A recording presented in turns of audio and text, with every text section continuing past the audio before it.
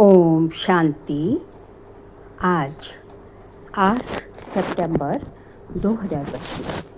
आज के ईश्वरीय महावाक्यों में हमारे परमपिता परमात्मा शिव कहते हैं, मीठे बच्चे, पुण्य आत्मा बनने के लिए जितना हो सके अच्छा कर्म करो, ऑलराउंडर बनो, देवी गुण धारण करो।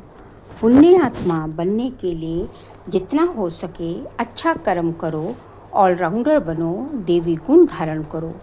प्रश्न: कौन सी मेहनत करने से तुम बच्चे पद्मा पदम पति बनते हो? कौन सी मेहनत करने से तुम बच्चे पद्मा पदम पति बनते हो? उत्तर: सबसे बड़ी मेहनत है क्रिमिनल आई को सिविल आई बनाना। आँखें ही बहुत धोखा देती हैं। आँखों को सिविल बनाने के लिए बाप ने युक्ति बतलाई है कि बच्चे आत्मिक दृष्टि से देखो, देह को कभी नहीं देखो। मैं आत्मा हूँ, ये अभ्यास पक्का करो। इसी मेहनत से तुम जन्म जन्मांतर के लिए पद्मापति बन जाएंगे।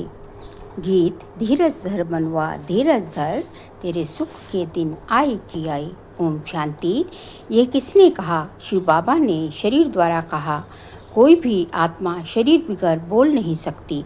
बाप भी शरीर में प्रवेश कर आत्माओं को समझाते हैं, बच्चे अभी तुम्हारा जिस्मानी कनेक्शन नहीं है, ये है रूहानी कनेक्शन। आत्मा को ज्ञान मिलता है परमपिता परमात्मा से। देहधारी जो भी हैं सब पढ़ रहे हैं। बाप को तो अपनी देह है नहीं, तो थोड़े टाइम के लिए इनका आधार लिया है। अब बाप कहते हैं अपने को आत्मा निश्चय कर बैठो। बेहद का बाप हम आत्माओं को समझाते हैं, उनके बिगर ऐसे कोई समझा ना सके। आत्मा को कैसे समझाएगी? आत्माओं को समझाने वाला परमात्मा चाहिए। उनको कोई भी जानते नहीं। त्रिमूर्ति से भी शिव को उड़ा दिया है। ब्रह्मा द्वारा स्थापना कौन कराएंगे? ब्रह्मा तो नई दुनिया का रचेता नहीं है। बेहद का बाप रचेता सबका एक ही शिव बाबा है। ब्रह्मा भी सिर्फ अभी तुम्हारा बाप है, फिर नहीं होगा। वहाँ तो लौकिक बाप भी होता है। कलयुग में होता है लौकिक और पारलौकिक। अभी संगम पर लौकिक, अलौकिक और पारलौकिक 3 बाप हैं। बाप कहते हैं सुखधाम में मुझे कोई याद ही नहीं करता। विश्व का मालिक बाप ने बनाया, फिर चिल्लाएंगे क्यों? वहाँ और कोई खंड नहीं होते, सिर्फ सूर्यवंशी ही होते हैं। चंद्रवंशी भी बाद में आते हैं। अब बाप कहते हैं बच्चे धीरज धरो, बाकी थोड़े दिन हैं। पुरुषार्थ अच्छी रीति करो। देवी गुण धारण नहीं करेंगे तो पद भी भ्रष्ट हो जाएगा। ये बहुत बड़ी लॉटरी है। बैरिस्टर, सर्जन आदि बनना भी लॉटरी है ना। बहुत पैसा कमाते हैं, बहुतों पर हुक्म चलाते हैं। जो अच्छी रीति पढ़ते पढ़ाते हैं वे ऊंच पद पाएंगे। बाप को याद करने से विकर्म विनाश होंगे। बाप को भी घड़ी घड़ी भूल जाते हैं। माया याद भुला देती है, ज्ञान नहीं भुलाती है। बाप कहते भी हैं अपनी उन्नति करनी है तो चार्ट रखो। सारे दिन में कोई पाप कर्म तो नहीं किया, नहीं तो 100 गुना पाप बन जाएगा। यज्ञ की संभाल करने वाले बैठे हैं, उनकी राय से करो। कहते भी हैं जो खिलाओ जहाँ बिठाओ, तो बाकी और आशाएं छोड़ देनी है, नहीं तो पाप बनता जाएगा। आत्मा पवित्र कैसे बनेगी? यज्ञ में कोई भी पाप का काम नहीं करना है। यहाँ तुम पुण्य आत्मा बनते हो। चोरी चकारी आदि करना पाप है ना। माया की प्रवेशता है। ना योग में रह सकते, ना ज्ञान की धारणा करते हैं। अपनी दिल से पूछना चाहिए, हम अगर अंधों की लाठी ना बने तो क्या ठहरे? अंधे ही कहेंगे ना। इस समय के लिए ही गाया हुआ है। धृतराष्ट्र के बच्चे, वह है रावण राज्य में, तुम हो संगम पर राम राज्य में, फिर सुख पाने वाले हो। परमपिता परमात्मा कैसे सुख देते हैं, किसकी बुद्धि में नहीं आता। कितना भी अच्छी रीति समझाओ, फिर भी बुद्धि में नहीं बैठता। अपने को जब आत्मा समझें तब परमात्मा को परमात्मा का ज्ञान भी समझ सके। आत्मा ही जैसा पुरुषार्थ करती है ऐसा बनती है। गायन भी है अंतकाल जो स्त्री सिमरे। बाप कहते हैं जो मुझे याद करेंगे तो मेरे को पाएंगे, नहीं तो बहुत बहुत सजाएं खाकर मरेंगे, नहीं तो बहुत बहुत सजाएं खाकर आएंगे।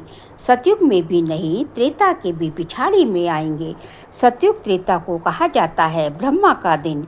एक ब्रह्मा तो नहीं होगा, ब्रह्मा के तो बहुत बच्चे हैं। ब्राह्मणों का दिन, फिर ब्राह्मणों की रात होगी। अभी बाप आए हैं रात से दिन बनाने, ब्राह्मण ही दिन में जाने की तैयारी करते हैं। बाप कितना समझाते हैं, देवी धर्म की स्थापना तो जरूर होनी ही है, कलयुग का विनाश भी जरूर होना है। जिनको कुछ भी अंदर में संशय होगा तो वे भाग जाएंगे। पहले निश्चय फिर संशय हो जाता है। यहाँ से मरकर फिर पुरानी दुनिया में जाकर जन्म लेते हैं, विनश्यंती हो जाते हैं। बाप की श्रीमत पर तो चलना ही पड़े ना। पॉइंट्स तो बहुत अच्छी अच्छी बच्चों को देते रहते हैं। पहले पहले तो समझाओ तुम आत्मा हो, देह नहीं, नहीं तो लॉटरी सारी गुम हो जाएगी। भल वहाँ राजा अथवा प्रजा सब सुखी रहते हैं, फिर भी पुरुषार्थ तो ऊंच पद पाने का करना है ना। ऐसे नहीं सुखधाम में तो जाएंगे ना। ऊंच पद पाना है, राजा बनने के लिए आए हो, ऐसे सियाने भी चाहिए। बाप की सर्विस करनी चाहिए, रूहानी सर्विस नहीं तो स्थूल सर्विस भी है। कहा मेल्स भी आपस में क्लास चलाते रहते हैं, एक बहन बीच बीच में जाकर क्लास कराती है। झाड़ धीरे धीरे वृद्धि को पाता है ना। सेंटर्स पर कितने आते हैं, फिर चलते चलते गुम हो जाते हैं। विकार में गिरने से फिर सेंटर्स पर भी आने में लज्जा आती है, ढीले पड़ जाते हैं, कहेंगे ये बीमार हो गया। बाप सब बातें समझाते रहते हैं। अपना पोता मेल रोज रखो, जमा और ना होती है घाटा और फायदा। आत्मा पवित्र बन गई अर्थात 21 जन्मों के लिए जमा हुआ। बाप की याद से ही जन्मा होगा, पाप कर जाएंगे। कहते भी है ना, हे पतित पावन बाबा आकर हमको पावन बनाओ। ऐसे थोड़ी ही कहते कि विश्व का मालिक आकर बनाओ। नहीं, ये तुम बच्चे ही जानते हो। मुक्ति और जीवन मुक्ति दोनों है पावन धाम। तुम जानते हो हम मुक्ति जीवन मुक्ति का वर्षा पाते हैं। जो पूरी रीति नहीं पढ़ेंगे वह पीछे आएंगे। स्वर्ग में तो आना है, सब अपने अपने समय पर आएंगे। सब बातें समझाई जाती हैं, फौरन तो कोई नहीं समझ जाएगा। यहाँ तुमको बाप को याद करने के लिए कितना समय मिलता है। जो भी आए उनको ये बताओ कि पहले अपने को आत्मा समझो। ये नॉलेज बाप ही देते हैं। जो बच्चे जो सभी आत्माओं का पिता है, आत्म अभिमानी बनना है। आत्मा ज्ञान उठाती है। परमात्मा बाप को याद करने से ही विकर्म विनाश होंगे। फिर सृष्टि के आदि मध्य अंत का ज्ञान देते हैं। रचयिता को याद करने से ही पाप भस्म होंगे। फिर रचना के आदि मध्य अंत के ज्ञान को समझने से तुम चक्रवर्ती राजा बन जाएंगे। बस ये फिर औरों को भी सुनाना है। चित्र भी तुम्हारे पास हैं, ये तो सारा दिन बुद्धि में रहना चाहिए। तुम स्टूडेंट भी हो, बहुत गृहस्थी भी स्टूडेंट होते हैं। तुमको भी गृहस्थ व्यवहार में रहते कमल फूल समान बनना है। बहन भाई की कभी क्रिमिनल आई हो न सके, ये तो ब्रह्मा के मुख वंशावली है ना। क्रिमिनल को सिविल बनाने के लिए बहुत मेहनत करनी होती है। आधा कल्प की आदत पड़ी हुई है, उनको निकालने में बड़ी मेहनत है। सब लिखते हैं ये पॉइंट जो बाबा ने समझाई है। क्रिमिनल आई को निकालने की ये बहुत कड़ी है। घड़ी घड़ी बुद्धि चली जाती है, बहुत संकल्प आते हैं। अब आँखों को क्या करें। सूरदास का दृष्टांत देते हैं, वह तो एक कहानी बना दी है। देखा आँखें हमको धोखा देती हैं तो आँखें निकाल दी। अभी तो वे बात है नहीं, ये आँखें तो सबको हैं, परंतु क्रिमिनल हैं, उनको सिविल बनाना है। मनुष्य समझते हैं घर में रहते ये हो नहीं सकता। बाप कहते हैं हो सकता है, क्योंकि आमदनी बहुत बहुत है। तुम जन्म जन्मांतर के लिए पदमपति बनते हो, वहाँ गिनती होती ही नहीं। आजकल बाबा नाम ही पदमपति पद्मावती दे देते हैं। तुम अनगिनत पद्मपति बनते हो, वहाँ गिनती होती ही नहीं। गिनती तब होती है जब रुपए पैसे आदि निकलते हैं। वहाँ तो सोने चांदी की मोहरें काम में आती हैं। आगे राम सीता के राज्य की मोहरें आदि मिलती थी, बाकी सूर्यवंशी राजाई की कभी नहीं देखी है। चंद्रवंशी की देखते ही आए हैं। पहले तो सब सोने के सिक्के ही थे, फिर चांदी के। ये तांबा आदि तो पीछे निकला है। अभी तुम बच्चे बाप से फिर वर्षा लेती हो। सतयुग में जो रस्म रिवाज चलनी होगी वह तो चलेगी ही। तुम अपना पुरुषार्थ करो। स्वर्ग में बहुत थोड़ी होती हैं, आयु भी बड़ी होती है, अकाले मृत्यु नहीं होती। तुम समझते हो हम काल पर जीत पाते हैं। मरने का नाम ही नहीं, उसको कहते हैं अमरलोक। ये है मृत्युलोक। अमरलोक में हाहाकार होती नहीं।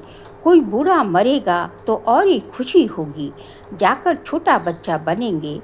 यहाँ पर तो मरने पर रोने लगते हैं। तुमको कितना अच्छा ज्ञान मिलता है, कितनी धारणा होनी चाहिए, औरों को भी समझाना पड़ता है। बाबा को कोई कहे हम रूहानी सर्विस करना चाहते हैं, बाबा झट कहेंगे भल करो। बाबा कोई को मना नहीं करते। ज्ञान नहीं है तो बाकी अज्ञान ही है। अज्ञान से फिर बहुत डिससर्विस कर देते हैं। सर्विस तो अच्छी रीति करनी चाहिए ना, तभी लॉटरी मिलेगी। बहुत भारी लॉटरी है, ये है ईश्वरीय लॉटरी।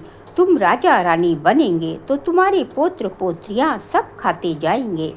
यहाँ तो हर एक अपने कर्मों अनुसार फल पाते हैं। कोई बहुत धन दान करते हैं तो राजा बनते हैं, तो बाप बच्चों को सब कुछ समझाते हैं।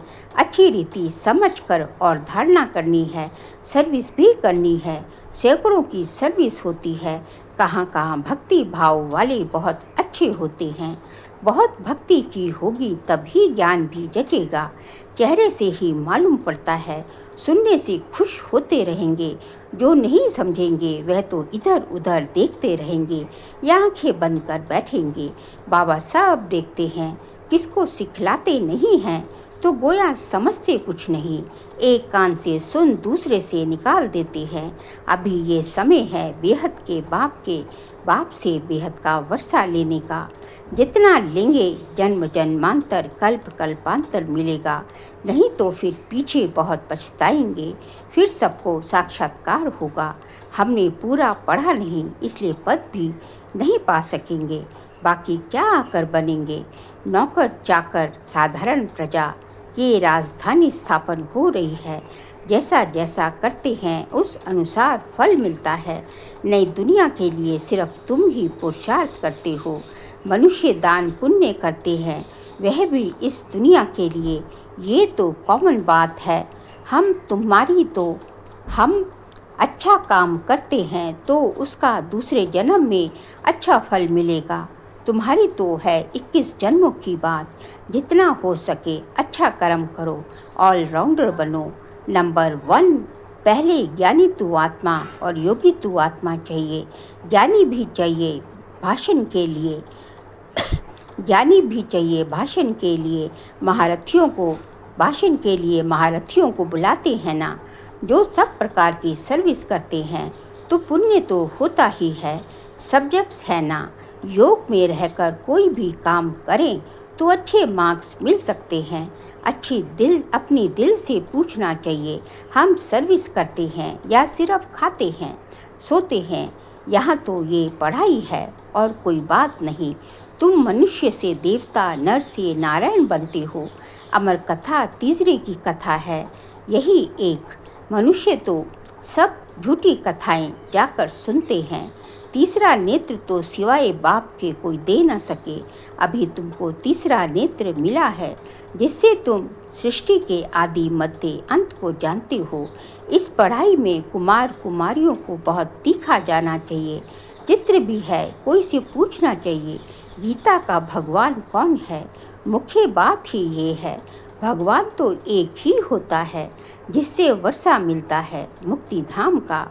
हम वहाँ रहने वाले हैं, यहाँ आए हैं पार्क बजाने। अब पावन कैसे बने? पतित पावन तो एक ही बाप है। आगे चलकर तुम बच्चों की अवस्था भी बहुत अच्छी हो जाएगी। बाप किस्म किस्म से समझाने देते रहते हैं। एक तो बाप को याद करना है तो जन्म जन्मांतर के पाप मिट जाएंगे। अपने दिल से पूछना है हम कितना याद करते हैं। चार्ट रखना अच्छा है। अपनी उन्नति करो, अपने ऊपर रहम कर अपनी चलन देखते रहो। अगर हम भूलें करते रहेंगे तो रजिस्टर खराब हो जाएगा। इसमें देवी चलन होनी चाहिए। गायन भी है ना, जो खिलाएंगे जहाँ बिठाएंगे, जो डायरेक्शन देंगे वही करेंगे। डायरेक्शन तो जरूर तन द्वारा देंगे ना। गेटवे टू स्वर्ग, ये अक्षर अच्छा है, ये द्वार है स्वर्ग जाने का।